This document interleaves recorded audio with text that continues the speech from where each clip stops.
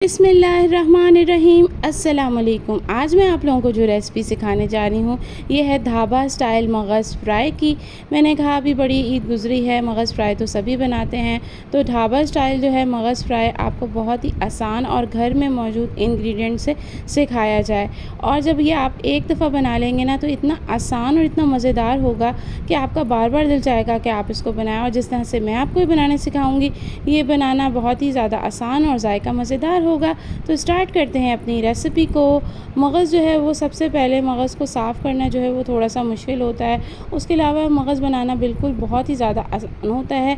मैंने 2 मगज़ ले लिए थे और एक मगज़ को जो है वो 2 पीसेस में कट कर लिया था और उसको धो लिया था। धोने के बाद ना आप इसके ऊपर की जो स्किन होती है और इसके जो वेन्स होती हैं वो आप हाथ से मदद से जो है वो आराम से खींचेंगे तो वो रिमूव हो जाएगी। आप इसको ऊपर से रिमूव कर लेंगे इसकी स्किन और इसकी वेन्स वग़ैरह और इसको पानी से धो लेंगे।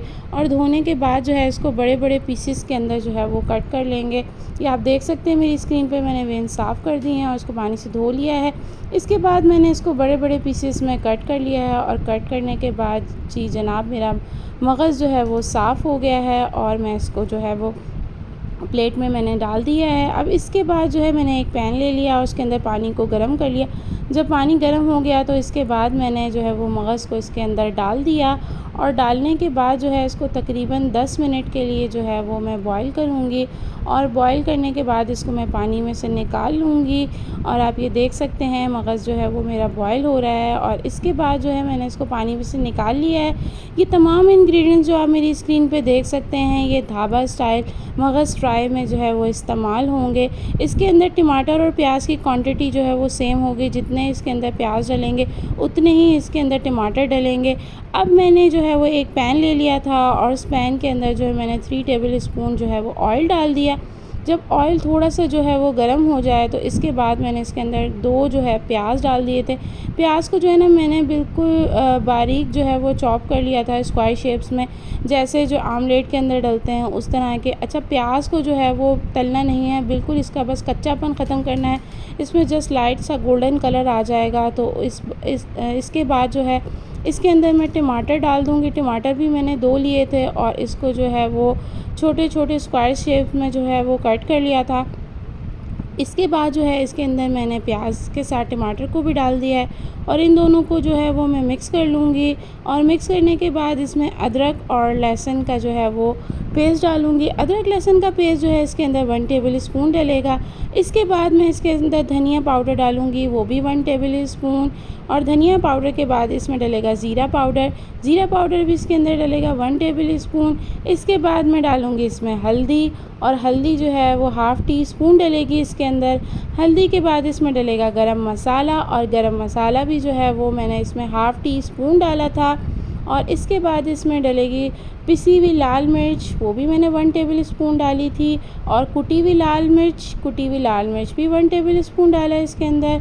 और इसके बाद डलेगा इसमें सॉल्ट, और सॉल्ट भी मैंने इसमें 1 टेबल स्पून डाला था, आप अपने टेस्ट के हिसाब से डालिएगा।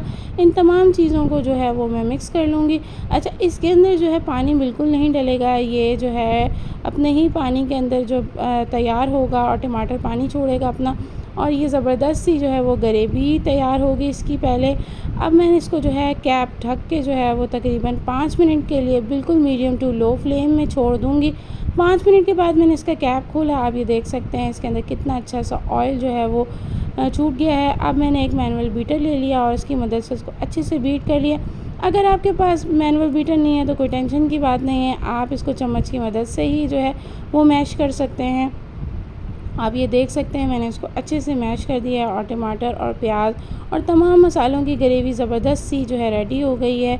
अब इसके बाद जो है इसको मैंने स्पून की मदद से अच्छे से मिक्स कर लिया है। आप इसका कलर और इसका टेक्सचर देख सकते हैं कितना ज़्यादा ज़बरदस्त और खुशबू इतनी ज़बरदस्त आ रही थी ना, और घर में मौजूद बिल्कुल ही थोड़े से मसालों से इतनी अच्छी सी इसकी ग्रेवी तैयार हो गई है। इसके बाद जो है वो मैंने मगज़ जो बॉईल किया हुआ था वो इसके अंदर डाल दूँगी और डालने के बाद इसको अच्छे तरीके से मैं मिक्स करूँगी। मगज़ तकरीबन मेरा गल ही चुका है, बस इसमें मैंने इसको मिक्स किया है और थोड़ी देर जो है इसके अंदर मिक्स करने के बाद जो है इसको कैप ढक के फिर इसको पकने के लिए छोड़ दूँगी बिल्कुल मीडियम टू लो फ्लेम पे। और ये मिक्स हो गया है। मिक्स करने के बाद मैंने इसके ऊपर कैप ढका और 5 मिनट के लिए इसको मीडियम टू लो फ्लेम के पे मैंने छोड़ दिया था। 5 मिनट के बाद मैंने इसका कैप खोला और इसको अच्छे तरीके से मिक्स किया। अच्छा, मैंने मगज़ जो है ना वो बड़े बड़े टुकड़ों में रखा था। अब इस स्टेप में आकर आप ना चम्मच की मदद से हल्के हल्के से मगज़ को जो है वो इसके अंदर जो है मिक्स कर देंगे और छोटे पीसेस कर देंगे।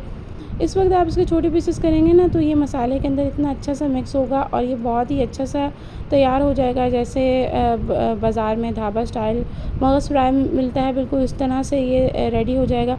अच्छा, मैं और मेरे घर वाले जो है ना मगज़ फ्राई को जो है वो पराठे के साथ ज़्यादा पसंद करते हैं और हम इसको नाश्ते में सर्व करते हैं। वैसे आप इसको नाश्ते में भी खा सकते हैं, आप इसको लंच में या डिनर में भी खा सकते हैं। ये सभी में बहुत ज़्यादा अच्छा लगता है और एक ये मज़ेदार सी और अच्छी सी एक रेसिपी होती है। अब ये मेरा मगज़ जो है वो रेडी हो गया और इसको मैं सर्विंग ट्रे में प्लेट में निकाल रही हूँ। आप ये मेरी स्क्रीन पे देख सकते हैं, बिल्कुल ये ढाबा स्टाइल का मगज़ फ्राई जो है वो रेडी हो गया है। इसके ऊपर मैं धनिया की गार्निशिंग कर दूँगी। अगर आप लोगों को ये मेरी रेसिपी पसंद आई है तो उसको ज़रूर ट्राई कीजिएगा, अपने फ्रेंड्स एंड फैमिली के साथ शेयर कीजिएगा और मुझे कमेंट करके बताइएगा कि आपको ये मेरी रेसिपी कैसी लगी। और अगर मेरे चैनल पे न्यू है, मेरे चैनल को सब्सक्राइब नहीं किया तो चैनल को सब्सक्राइब कर दीजिए और बेल आइकन भी प्रेस कर दीजिए ताकि फ्यूचर में आने वाली तमाम वीडियो की नोटिफिकेशन आप लोगों के पास आ जाए। अपना बहुत ख्याल रखिएगा, अपने साथ साथ दूसरों का ख्याल रखिएगा। बहुत शुक्रिया मेरी रेसिपीज़ को पसंद करने का। अल्लाह हाफ़िज़।